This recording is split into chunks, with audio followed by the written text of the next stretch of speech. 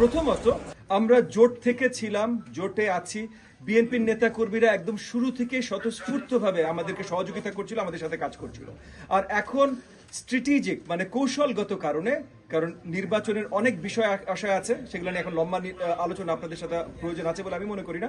তবে সেই কৌশলগত কারণে আমরা এক মার্কায় নির্বাচন করবো। আমরা মনে করি আমাদের বিরুদ্ধে একটা ষড়যন্ত্র প্রচেষ্টা হয়েছে, যেখানে আরপিওতে নিশিরাতের ভিতরে হঠাৎ করে বদল আনা হয়েছে, যার জন্য আমরা এক মার্কায় জোটে সবাই যেতে পারবো না।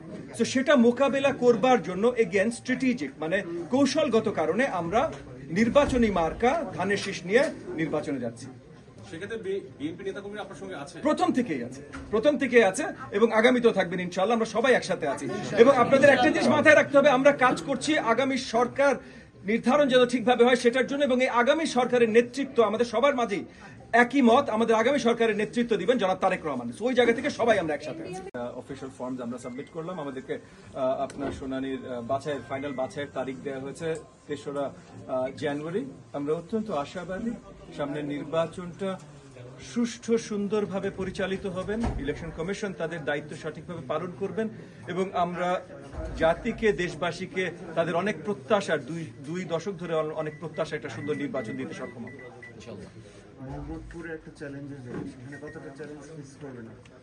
দেখেন, এই মুহূর্তে দেশ যে জায়গায় আছে, জাতি যে জায়গায় আছে, আপনি মানে হাদির হত্যাকাণ্ড থেকে শুরু করে যা সব অরাজকতা চলছে, তাতে শুধু মোহাম্মদপুর না, দেশের প্রত্যেকটা জায়গায় চ্যালেঞ্জের জায়গা।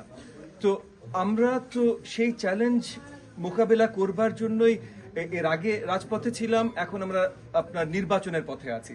চ্যালেঞ্জ মোকাবেলা করাটাই আমাদের দায়িত্ব, সেটা আমরা আমাদের জায়গা থেকে পুরোপুরিভাবে করতে চেষ্টা করছি। এটা সহজ হয়ে যাবে না। আপনি আমাদের মাথা ব্যথা এবং সেই সরকারের নেতৃত্ব দেবেন জনাব তারেক রহমান। আমরা সবাই মিলে তার সাথে কাজ করব।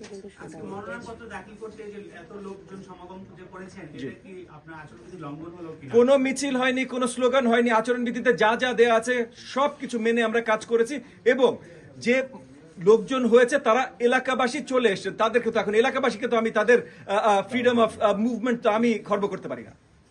Thank you.